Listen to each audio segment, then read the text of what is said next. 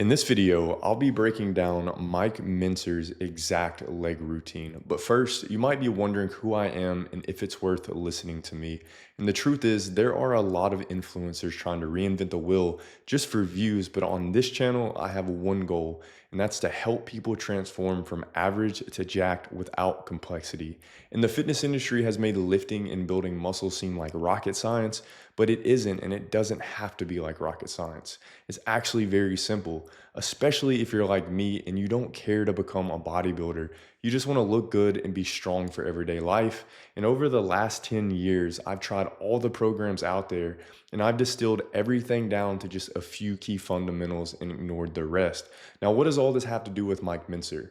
Mentzer is actually the only fitness person I've followed in the last 5 years, and I only discovered him recently.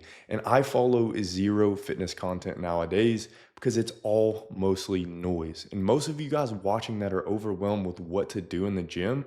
It's probably because there are 1,000 people on social media shouting their way is the best. The truth is, you just need to find what you enjoy and what keeps you injury free and keeps you consistent in the gym. And then all you need to do now is apply time. And I used to think the whole one set to failure approach was complete BS, but these days I'm much more open minded after seeing how well low volume training has worked with me and low frequency training. And through my own training, I've come to the conclusion that less really is more when it comes to lifting. I no longer lift 6 or 7 days a week with endless volume. I train 3 days a week, I push myself hard, and then I focus on recovery. And I don't follow Mike's training exactly, but I wanted to give his leg day a try after reading about his ideal routine. But before we dive into it, I want to make this clear though.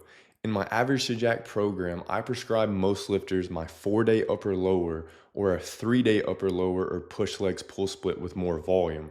Why? Because that's exactly what built my physique and I know it works. Just because I'm doing something new now does not mean I'm going to tell everyone to do this. I'm simply just experimenting. Most beginners aren't going to know what true failure is, and they're going to tend to benefit from more volume because it allows more room for error. So picture a beginner trying to do one set to all out failure when they're still learning how to do the movement, but instead they're now going to do like 3 to 5 sets of that movement. They're going to accumulate more volume and there's more chances to grow. So I'm not going to recommend this for a complete beginner that's just getting into the gym. So now let's actually break down the leg workout from his ideal routine. You're going to start with leg extensions, then you're going to immediately move to the seated leg press. Since I'm not deadlifting on back day, he recommends adding lying leg curls next. So I included those in this workout as well. And then you're going to finish with the standing calf raises. Everything is done with just one all out set, literally just 4 exercises. And over all these years of training, I've never really prioritized the seated leg press. So this movement was newer to me. I've always relied on squats or the pendulum squat machine.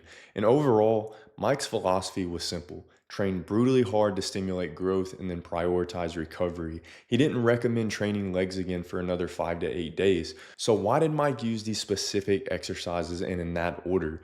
Mentzer chose leg extensions first to isolate and fatigue the quads. This way, when you jump into the leg press for your superset, your quads become the limiting factor, not your glutes or hamstrings, which is going to force maximum growth.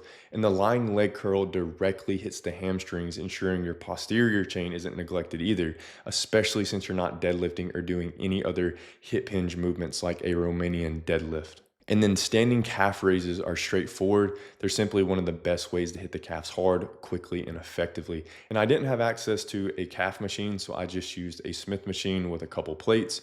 And that was pretty much the leg workout. If you want me to test Mentzer's other training days, like his push or pull workouts, and give my honest feedback like I did in this one, then let me know in the comments. And once again, my videos are meant to give you as much value as possible, as quickly as possible, and not waste your time.